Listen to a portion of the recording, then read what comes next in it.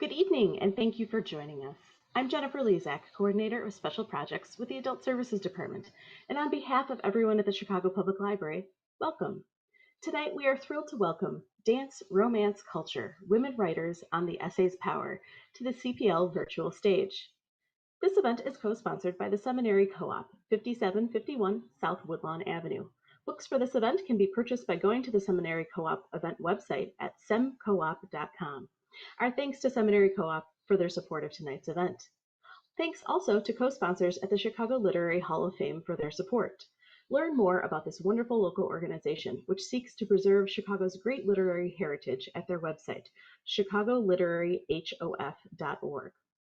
During tonight's program, we encourage you to leave your questions in the chat, which we'll be monitoring throughout the evening. We will ask the authors your questions at the end of the program. Tonight, we ask the question, why does the essay form continue to surprise readers with its energy, capacity, and innovative potential? Three authors of new essay collections, Joanna Eleftheriou, Michele Morano, and Sejal Shah, join us to discuss the essay as a compelling form for sharing powerful stories. It's my pleasure to introduce tonight's moderator, Karen Babine. Karen is the author of All the Wild Hungers and Water and What We Know, both winners of the Minnesota Book Award for Memoir Creative Nonfiction. She also edits Assay, a Journal of Nonfiction Studies. She is an assistant professor of English at the University of Tennessee, Chattanooga, and we're thankful to her for moderating tonight's conversation. Now, please join me in welcoming Karen, Joanna, Michele, and Sejal to the CPL virtual stage. Thanks, Jennifer. Welcome, everyone. I am very excited that we get to spend the evening talking about nonfiction and the essay. So I would like to introduce our three essayists to you tonight. So they're going to read a little bit from their brand new books, and then we're going to talk some essay, and then we'll open it up to Q&A. So without further ado, our evening's essayists. So up first is Joanna Eleftheriou. She is the author of the new essay collection, This Way Back, and has published essays, poems, and translations in journals including Bellingham Review, Arts and Letters, and The Common. She holds a PhD in English from the University of Missouri and has been a fellow at the Virginia Center for the Creative Arts. Joanna is an assistant professor of English at Christopher Newport University, contributing editor at Assay, a Journal of Nonfiction Studies, and a faculty member at the Writing Workshops in Greece. Up next, after Joanna, is Michele Morano, who is the author of the essay collection Grammar Lessons, Translating a Life in Spain, and the brand new Like Love.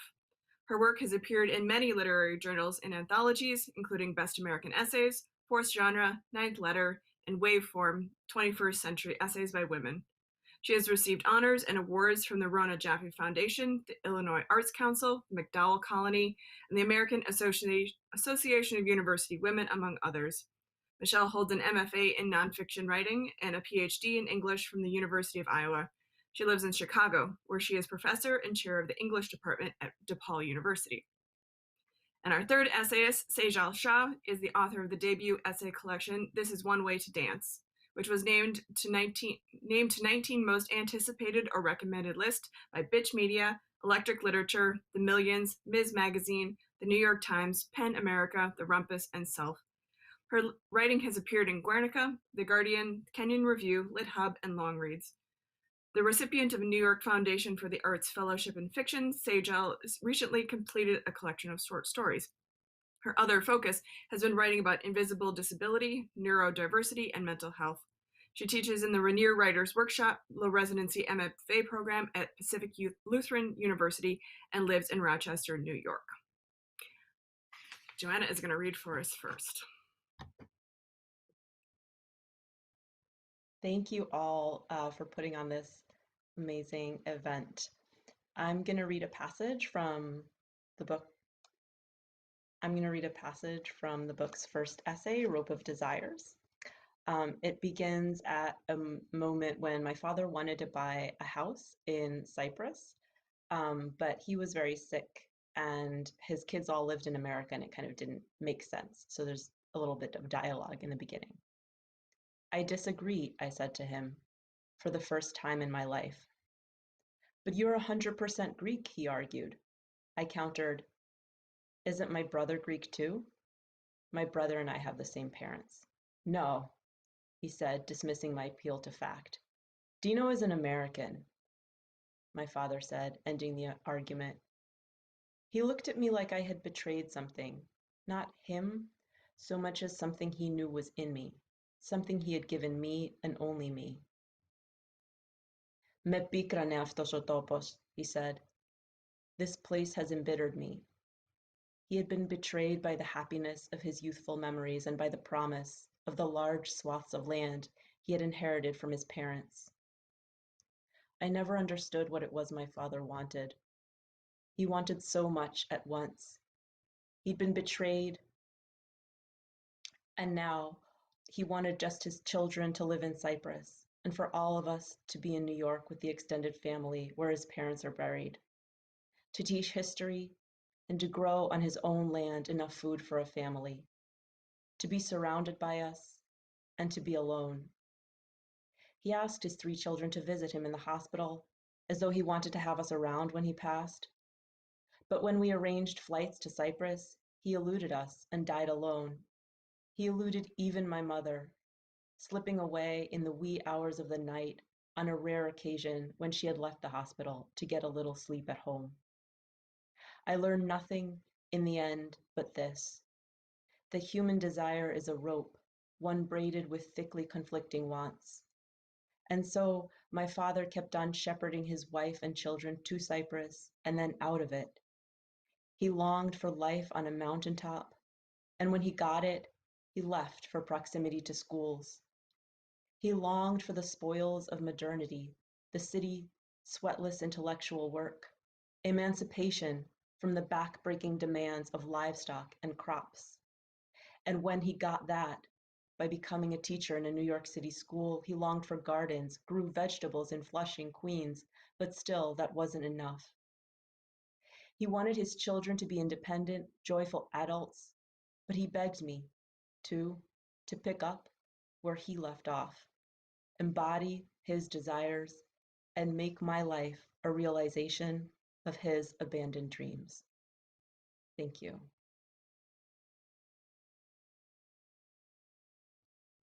Thanks, Joanna. And up next is Michele. Joanna, that was so beautiful. I love your book. Heard it read out loud, and I am delighted to be on this panel because I also love Sejal's new book very much, and I'm a huge fan of Karen's writing as well. So this is really a treat. I just wanted to say a really quick thank you so much to Chicago Public Library and Seminary Co-op Bookstore for hosting this event. So I'm going to read a short passage from my essay collection, Like Love. This is a collection that revolves around the theme of unconsummated romance.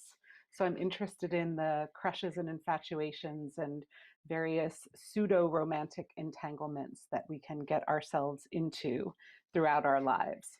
And this passage is coming from an essay called Ars Romantica, or A Dozen Ways of Looking at Love. The new guy showed up at a midweek cocktail party near campus.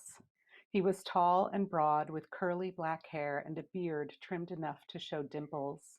When I caught him looking at me, he flushed without turning away, then navigated the crowd and touched my upper arm. "I've heard about you," he said, squinting as though he'd been warned. In another year, his intensity might not have appealed to me, but during that restless period, suspended between the everyday excitement of living abroad and the promise of beginning a doctoral program the following fall, I felt eager for something. Maybe him, I thought casually, as he cocked his head toward me, listening. No sooner had I left the party than a biological urge began to build, and not the one that comes first to mind.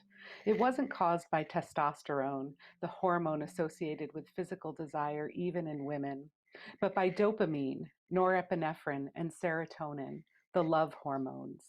How do I know this? Because by the time I saw him again the next day, I'd become preoccupied, imagining in great detail this man's life and personality and past and future, engaging in what Virginia Woolf called the illusion of romantic love, a story one makes up in one's own mind about another person. I'd spent most of my workday staring out the window, watching the stream, falling behind and growing irritated because of it. Not that it was my fault exactly. We don't often have control over attraction. That's because of the biochemical reactions that take place, as revealed in MRI studies of the brain. Dopamine lights us up, makes us receptive, creates a feedback loop. Sitting on a bar stool with his flanneled arm brushing against mine, I already wanted more. Not of him necessarily, but of the feeling of promise. Once dopamine floods the brain, the receptors that capture it grow, and if no deal breaker shuts down the process, the craving only intensifies. You can try to talk yourself out of it. You can resist out of loyalty or ethics, but the brain won't cooperate. The brain is gearing up for more of that euphoric drug, reacting to potential romance as if it were cocaine.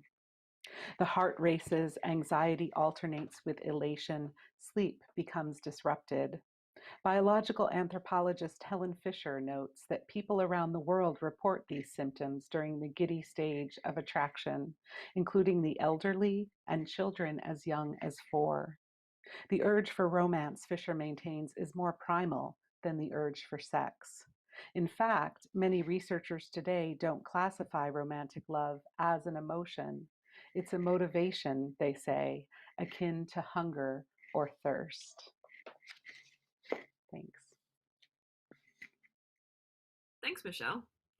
Sejal, what do you have for us? Thank you, Karen. Thank you, Chicago Public Library, Seminary Co-op, Michele, for inviting me to be part of this.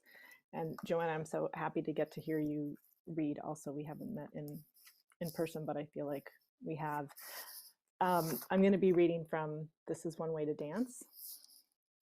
And I'm going to read from an essay called Your Wilderness is Not Permanent. And this essay exists in part because of Michele, and also I started it in the Chicago area when I was at Ragdale in 2012.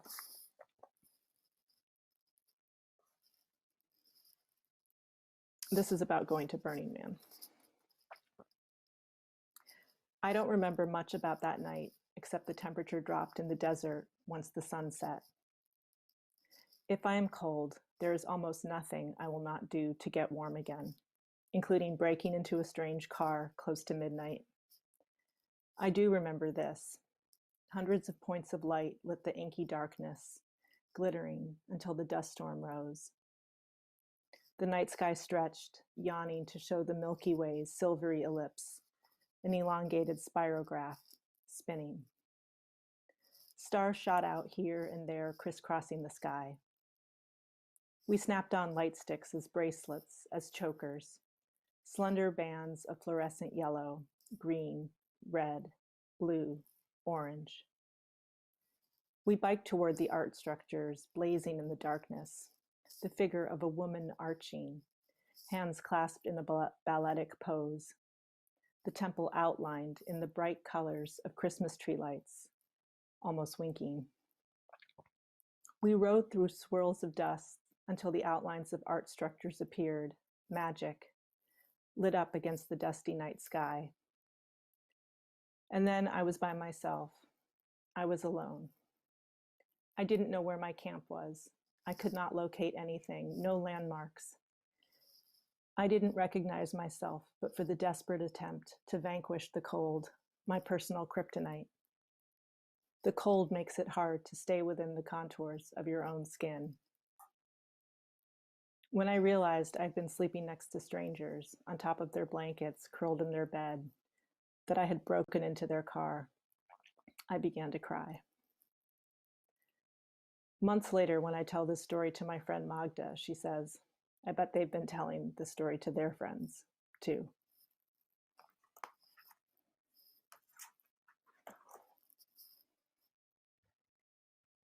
Thank you.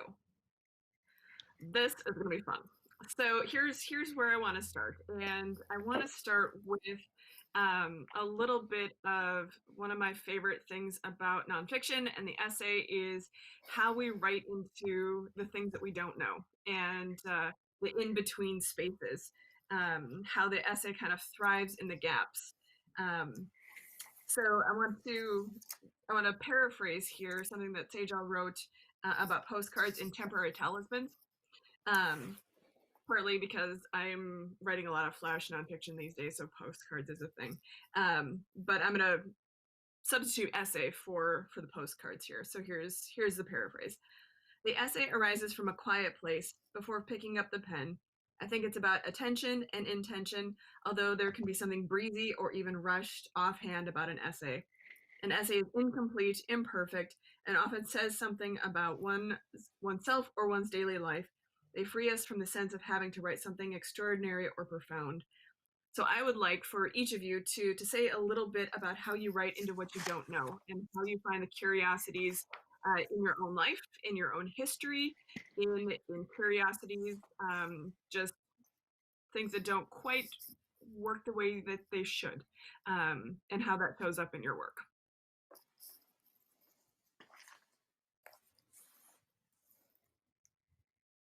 There's going to be no good way to everybody jump in or should we go in the order that we read in maybe for the first question? That makes sense. Sure. Yeah, but I didn't want to take over. Thank you, Karen. Thank you, Michele, for setting this up and inviting me, and thank you, Sejal, for that beautiful reading. And I'm excited to meet you too. A good example of this is I have an essay in the center of my book about carobs, and I honestly started it because I didn't understand why I was obsessed with a carob. And I just wrote all about the carob. I learned as much as I could about the carob, and eventually over the course of the essay, I uncover something difficult that I didn't want to face, which is that I have a huge resistance to needing anything and needing any person.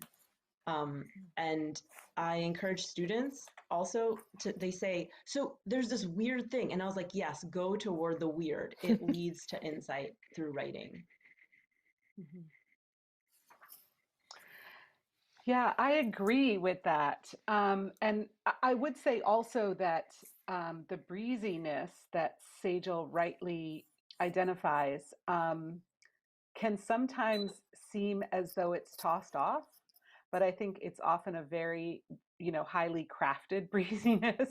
It reads breezy. And I think that's partly because the essay has a kind of familiarity to it. It assumes a friendly audience and a kind of intimacy very often, at least when we're talking about essays that can be characterized as personal essays, although of course personal essays have a kind of larger aim than just the personal. And so, yeah, I think I often write about or begin writing from something I don't understand. There's that old adage that's famous in creative writing classrooms, write what you know. But I think it was Flannery O'Connor who said, who gave us a better version of that, which is write what you don't know, right? So I feel like I'm always writing towards some kind of understanding that I don't know I possess, but I do, only there's so many layers over it. And in the process of writing toward that, like Joanna, I often end up doing a lot of research into, in this case, for example, neurobiology and what happens physiologically when we're romantically attracted to another person. So, but that's not what the essay is about. The essay is about trying to understand a really curious time in my life when my romantic desires went in a lot of directions at once. And I wanted to sort of understand not just what was happening then, but why it is that that experience has stayed with me for so long and keeps returning to me at unpredictable moments and making me kind of ponder it. So yeah, I think that's a really interesting aspect of the essay, that it does allow and invite us to explore.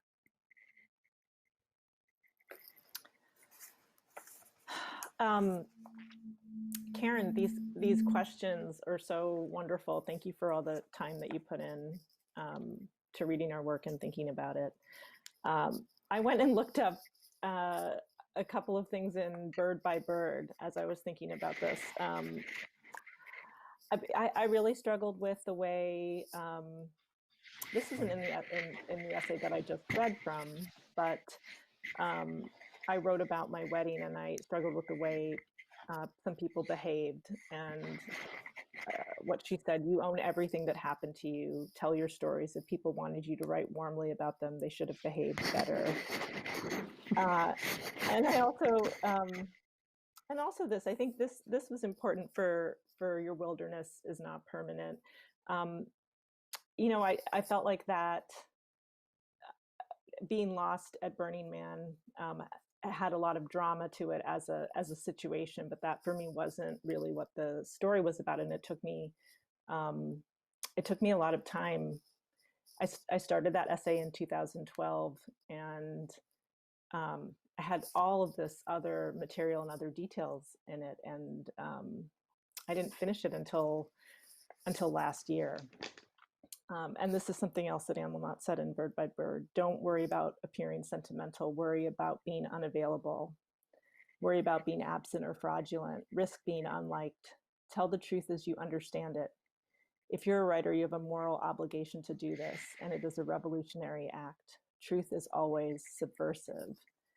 And when I saw Michele the last time I was at Ragdale, which was, I think, 2016.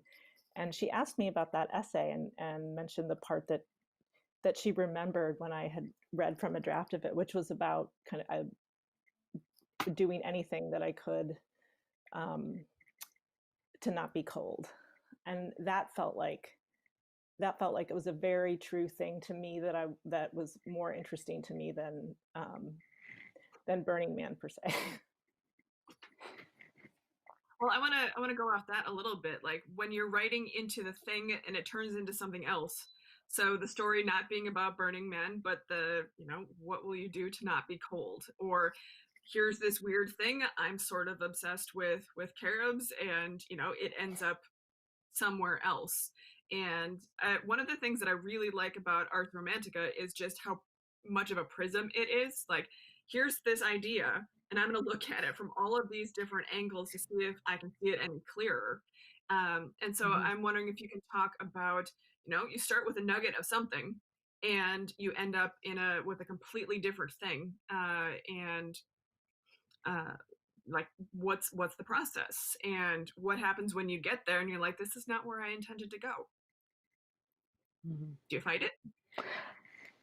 I think for me, I always go where the work wants to go. It's there's no sense in fighting with yourself about that, but it may lead to new discoveries and sometimes uncomfortable truths.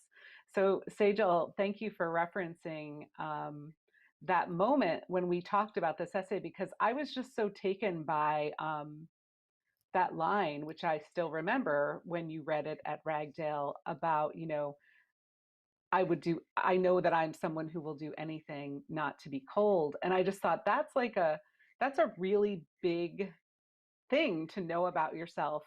It's not shameful to admit it necessarily, but I can see how it might be a little bit like make you feel a bit vulnerable. And I do think that the essay, and thank you also for reading from Anne Lamott, because I think the power of the essay is connected to that willingness to be honest, to be truthful, and not to necessarily share things that you don't want to share, but rather to be willing to, when those uncomfortable truths come up in the process of writing and you start to make discoveries, to not to shy away from them immediately, but to consider them and to think, is this something that will lead me somewhere really interesting?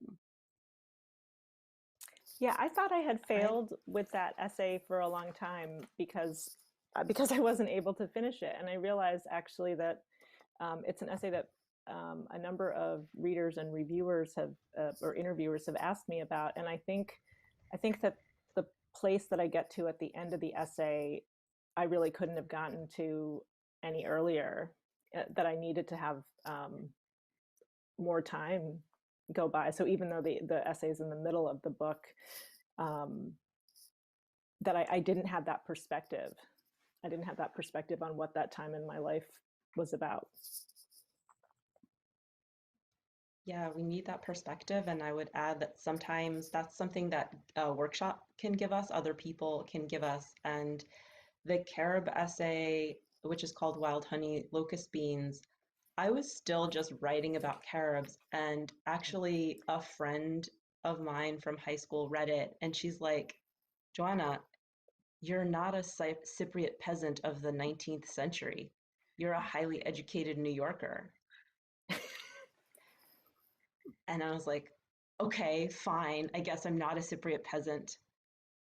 And I put that line into the essay as a reflection of myself, and that I have it as a reflection. I'm not a peasant of the ninth Cypriot peasant. I'm a educated New Yorker.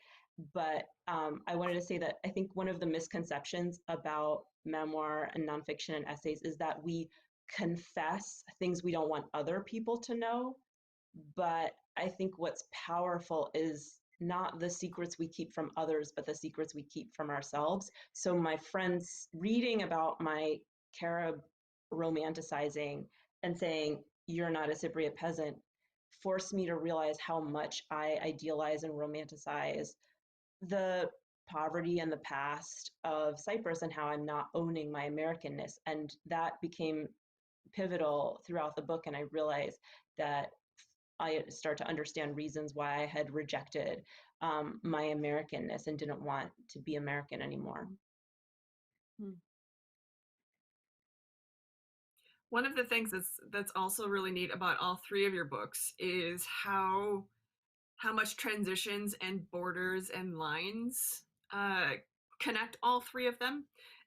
Lines that shouldn't be crossed, borders that shift, geographical and political. And I'm hoping you can talk a little bit about those and how those shifting boundaries, whether it's formally, whether it's a fragmented essay or something a little bit more lyrically oddball. Can you talk about borders and lines? Because we want to we want an essay to fit in a box, and it very rarely does. Mm-hmm.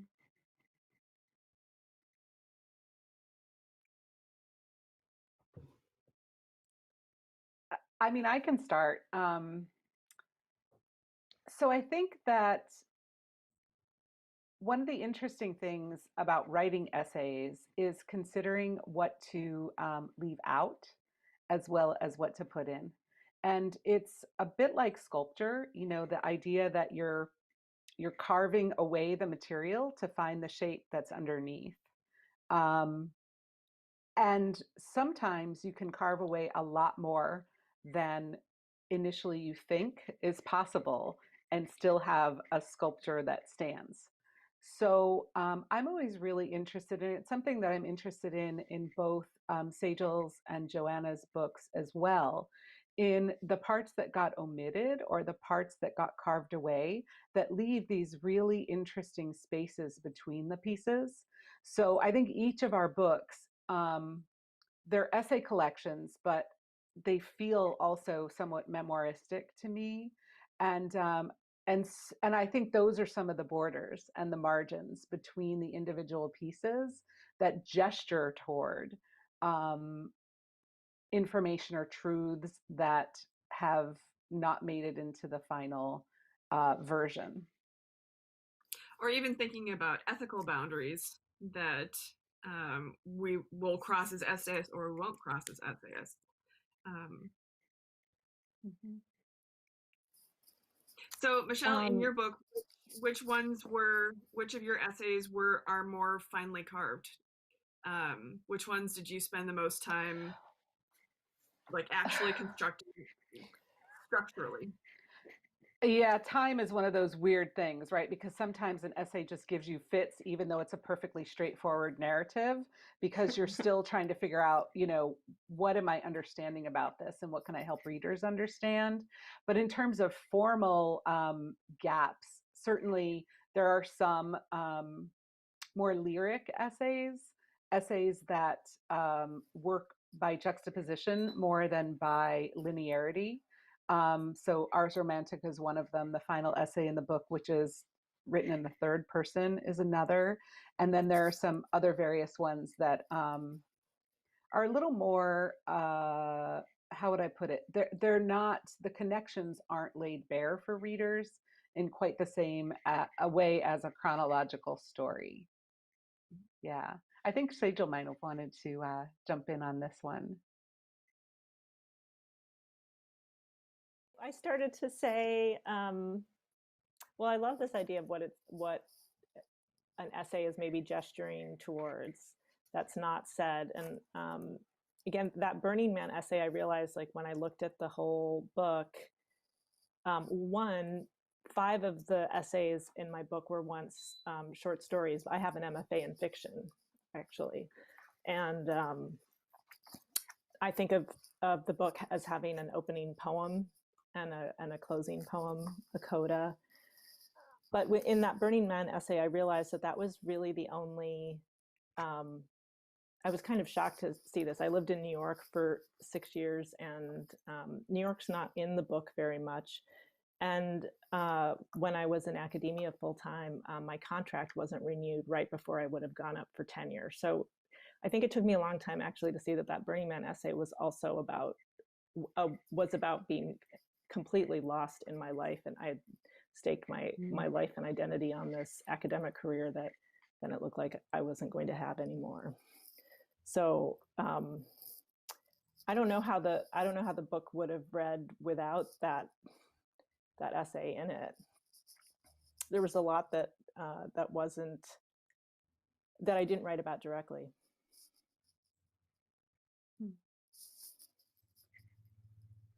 Because you've also got, right at the beginning, you've got that really great section about like what the essay is and what the lyric essay does.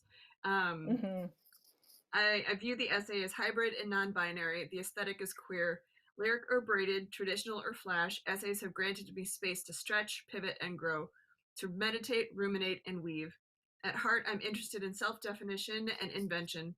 I worry the boundaries and borders to observe where the sparks arise. They look like fireflies. We occupy space. I spin and twirl. I dwell and revel in the spaces between.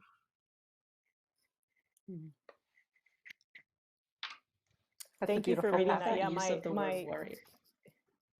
Oh yeah. Essays are good places to worry, right? Better than in regular life, I think.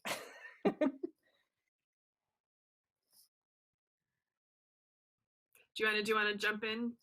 Yeah, that use of the word worry, the borders. I've used that when writing about the essay as well. The dual meaning of to worry and fray works very well here. And I think that's a way in which all of us worry the borders of place, but also, as Karen was suggesting before, of very rigid morality. And something that I enjoyed in all of our essays is we ask why we have such rigid rules about love and how we can love and when we can love and whom we can love. And I enjoyed reading both collections.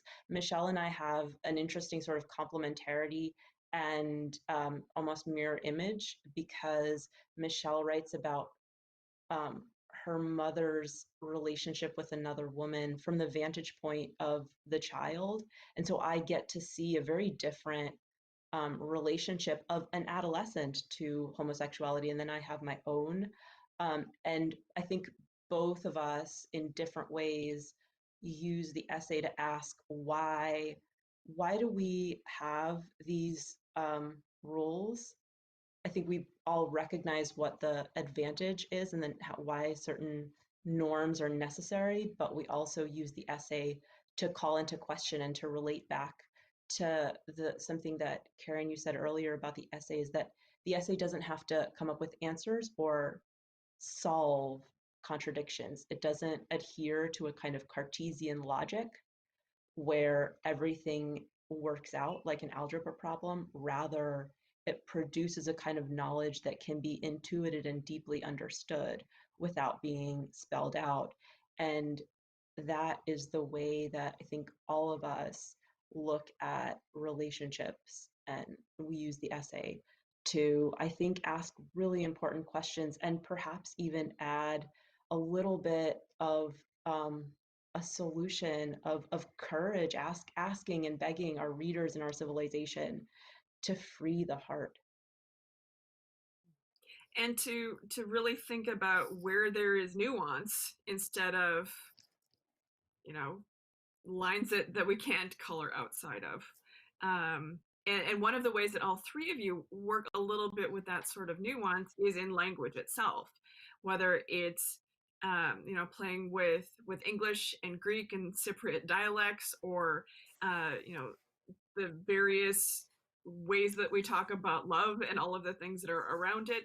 And Sejal's got this really great line about language is not separate from power.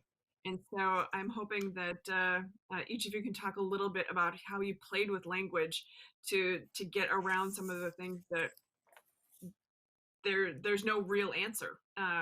There are many answers.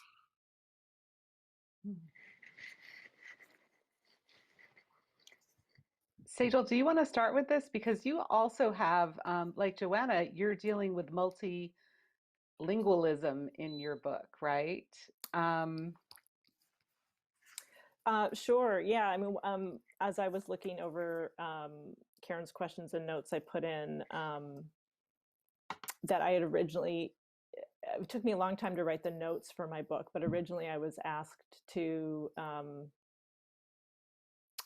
was asked to have a glossary of non-English words and definitions, and also that as a courtesy to the reader, for because my press follows Chicago Manual of Style, that all non-English words would be italicized, and I said, well, no, I would be othering my own experience of language there, but I did still have to have that conversation. So and I in a way I was surprised that this was still, that we were having the conversation. But it was also, it helped clarify for me that no, I wouldn't. And in fact, I went back and looked at one of the essays that was published originally in the Massachusetts Review, Kinship, Cousins, and Kitschy. And in the print journal, the words were italicized, some of the Gujarati words, but I feel like we're in a really different moment in 2020 and 2019 than in 2004, I think it was. So that was, but I did end up, putting lots of other information in the notes. So there was that, and I had not originally, I have my name spelled out, in Gujarati script and Devanagari script. And I asked my husband, I said, do you know what this is? And he said no, because he doesn't read Gujarati. He doesn't know Gujarati. And I thought, well, I'd want a reader who wanted to know to be able to find that information. So I did put that in the notes, but I also, I think, as Kathy Park Hong, in her essay collection that came out this year, Minor Feelings, quoted the poet Myung-Mi Kim on illegibility as a political act.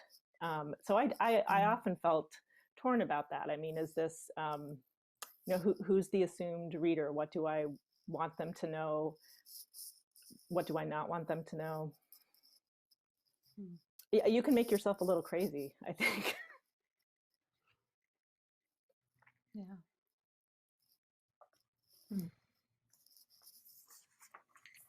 Joanna, did you want to say anything? Yeah, thank you.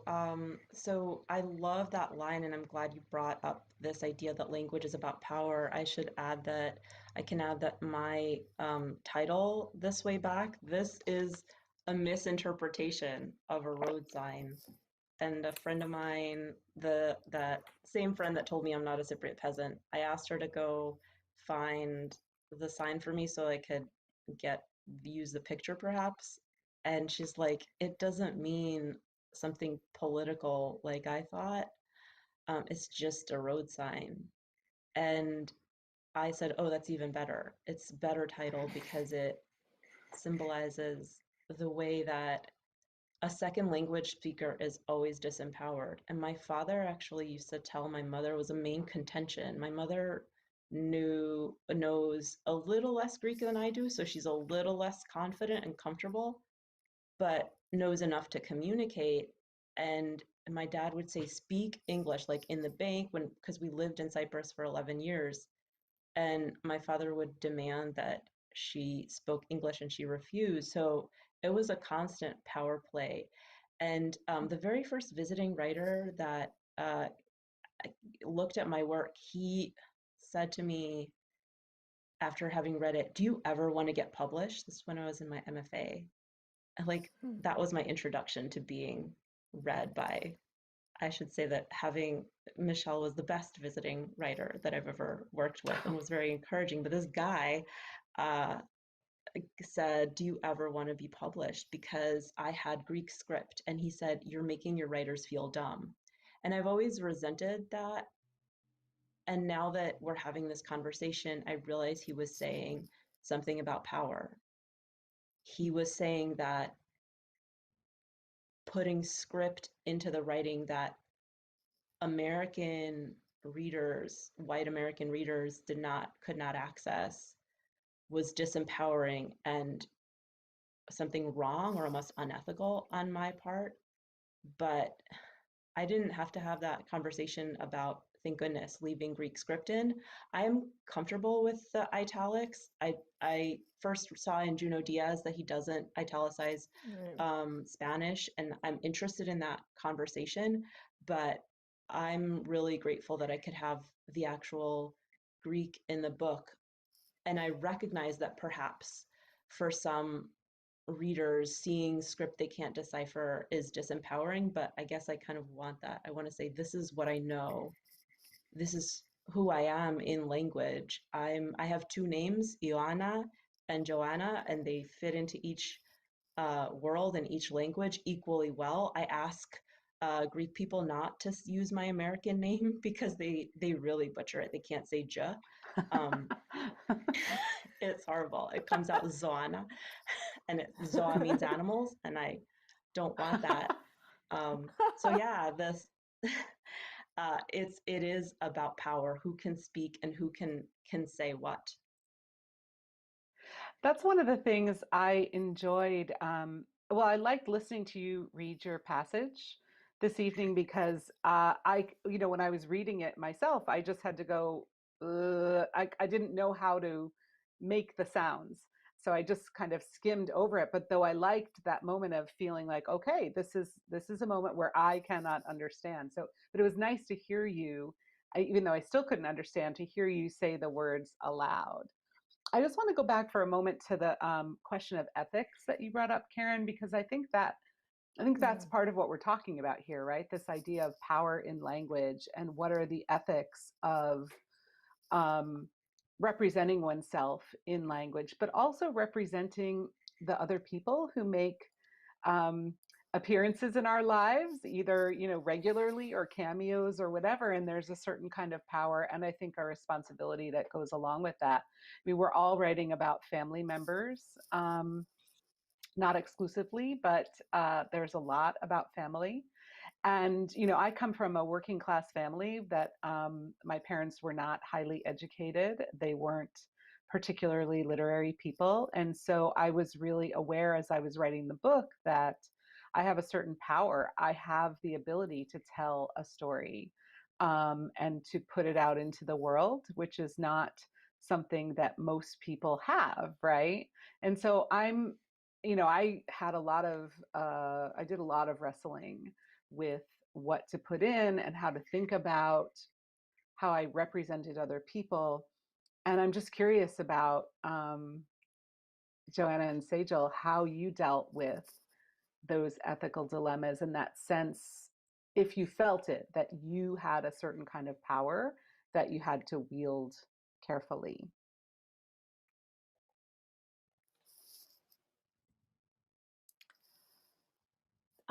I think, Karen, in one of the questions that you noted that I had I mentioned my husband as, I called him R, and I didn't use his full name. And part of that, I think, was about wanting to be clear that this is my interpretation and representation of Raj, not Raj, the person out in the world who's a, well-loved middle school teacher and, has his own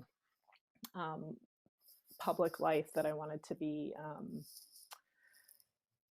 cognizant of and sensitive to. And I don't know.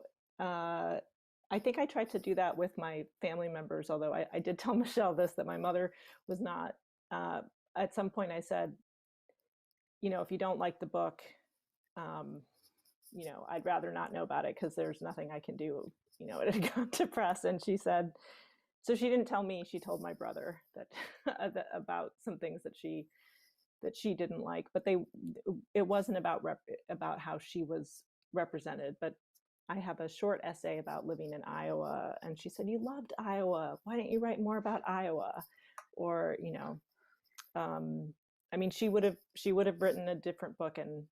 And I was asked once about what my in-laws thought of the book, and they haven't read it.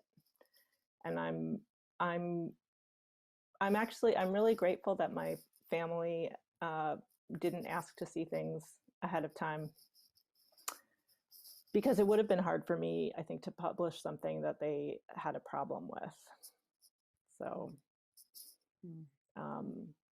somehow it didn't come up. It was just sort of, why is this book taking so long to get published? We didn't talk about the content of it.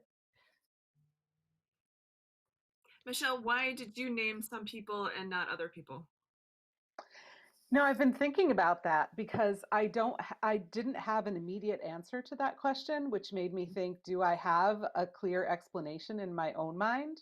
I think that in some cases I left, there are a lot of men in this book, sort of circling in and out. And I named some I didn't name because I wanted to kind of protect their privacy. And in some cases, I changed some details about them, some identifying characteristics. I think, generally speaking, the farther out people got from my sort of center of my life, the easier it was to name them, because then it didn't quite matter as much. But I also think there might be a pattern that I didn't name people I have a little bit of resentment toward, or I'm not sure that's entirely true, but your question has made me want to go back through the book and look at that pattern a little more clearly.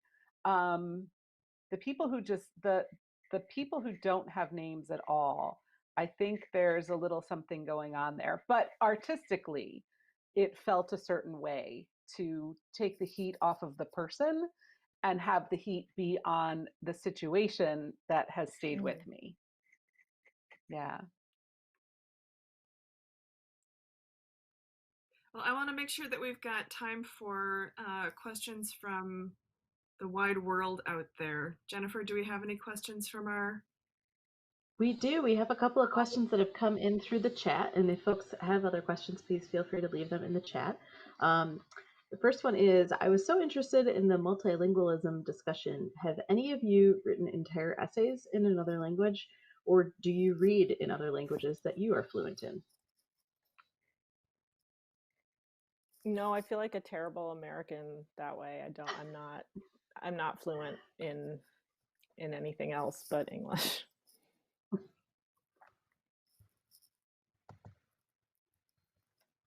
Joanna, what about you? I'm fluent in Greek and I read literature in Greek. One problem that people have complained about in my writing is that they're all all the literature that I love is all by men. And the problem is most of the Greek books I read was in high school and college, and they were all, and like I have, so one of my part of my homework is to find women authors. I have found some, but yeah, I read a lot because all my degrees, I have 3 degrees all in English.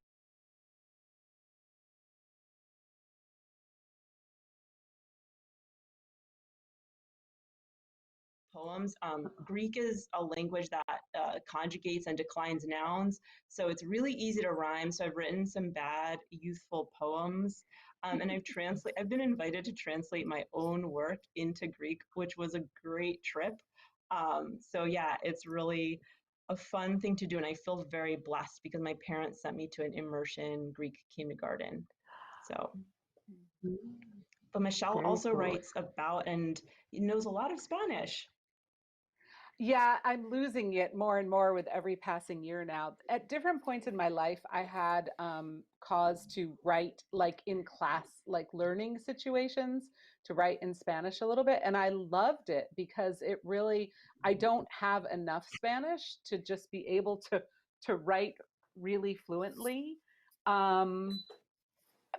But it made me think a lot about meaning, and even just speaking to people and telling stories among friends was a really great exercise in trying to understand what the meaning, what you were really trying to say when you can't use the exact same phrasing and grammatical structures that you lived the experience in. Then you have to try to look at it in a different way. So that was actually a hugely pivotal, I think, part of my writing life. But I would never, I write emails now in Spanish and it nearly kills me. So I would not even try. I do read still in Spanish, fiction and stuff, but not as much as I would like.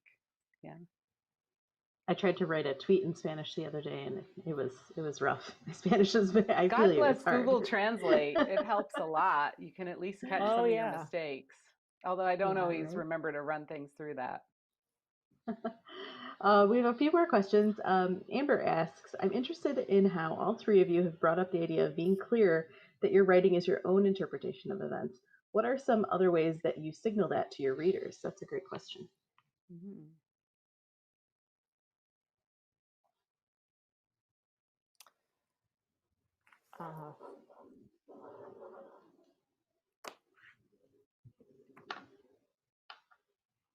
I can start by saying that I think one of the ways, and this is something that just fascinates me endlessly about creative nonfiction and the essay, is that, there's a narrative I that is the reader and isn't, I'm sorry, is the writer and isn't entirely, is the writer but isn't all of the writer.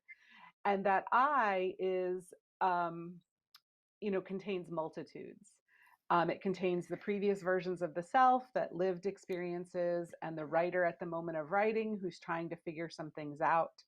And so I think often in our writing, we have a kind of register of how close the I is to a past experience at any given moment and how close it is to the moment of writing. And so sometimes in that, it's almost like code switching, that you're moving between selves. And I feel like we all do this. I noticed it in each of your books as well. And that there are times when that writerly I asserts itself a little bit more, and the reader is made aware that this is an interpretation, that this is something that is not, this is not a meaning that's set in stone, but it's something that has been developed through, the process of writing. That's really interesting. Yeah. Anybody else have thoughts on that one? Can you say the question one more time? If I don't write it down, I always lose it. What are she was asking about sort of how you make the idea that it's your own interpretation of events, and how do you signal that to your readers as you're writing the essay?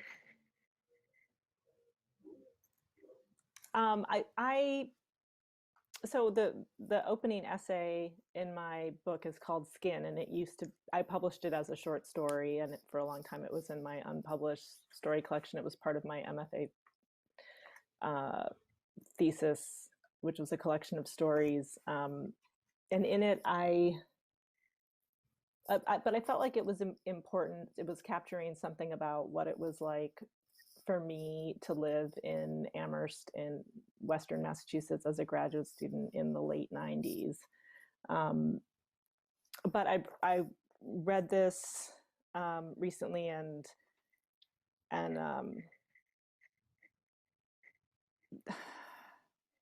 it also very much felt like it was from a particular time, and so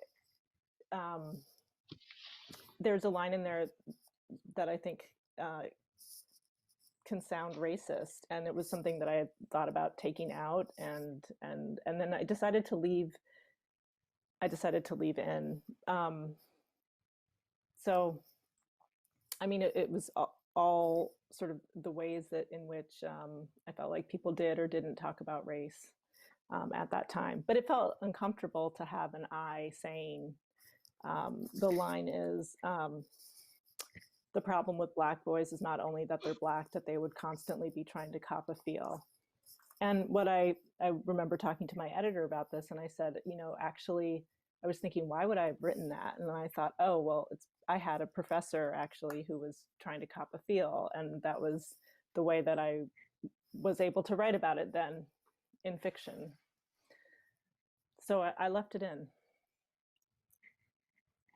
And that's not in the notes.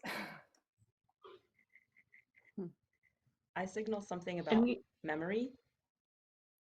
And I say at different times when I've reconstructed a memory, I try and make it very clear that in my memory of this event, or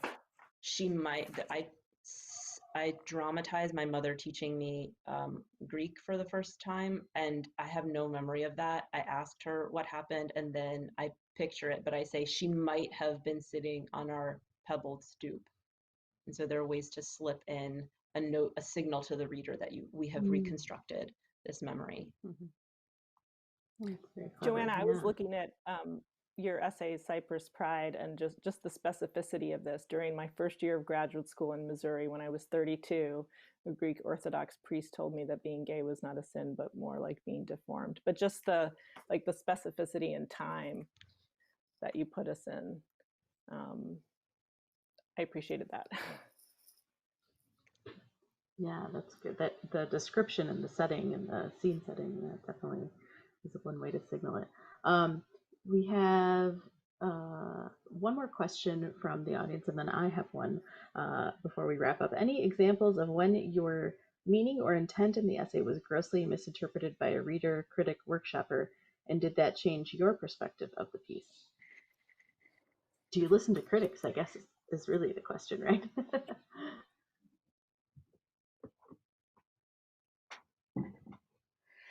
I mean, I think it's interesting to see. I have had the experience of having, a reviewer understand a piece in a different way than I did. And I just think, the book, it's like you can't go with your child through the rest of his or her life, right? Making sure that everyone understands how wonderful he or she is. So you just got to let it go. It's out there, and people are going to read in different ways. Definitely, yeah. Interpretation is part of the joy of reading, right? Yeah. Does anyone else want to add anything to that? And I have one final question before we wrap up, which I have to ask as somebody who works at the library, as people are always looking for recommendations. This is for all of you. Who are some of your favorite essay writers that you would like to recommend or shout out? Besides each other, of course.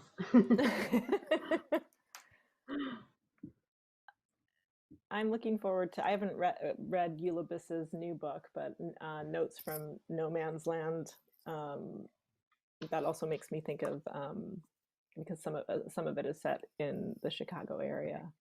So, but those essays, Alex Chee's essays I really love.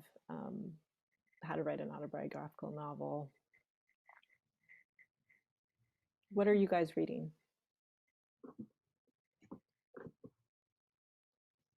Joanna, I did you want want to read. I bought that book. I have that book, Yul Abyss's new book, and Leah Purpura has another collection coming out soon. Is that true? Yeah, I really, because I love Unlooking.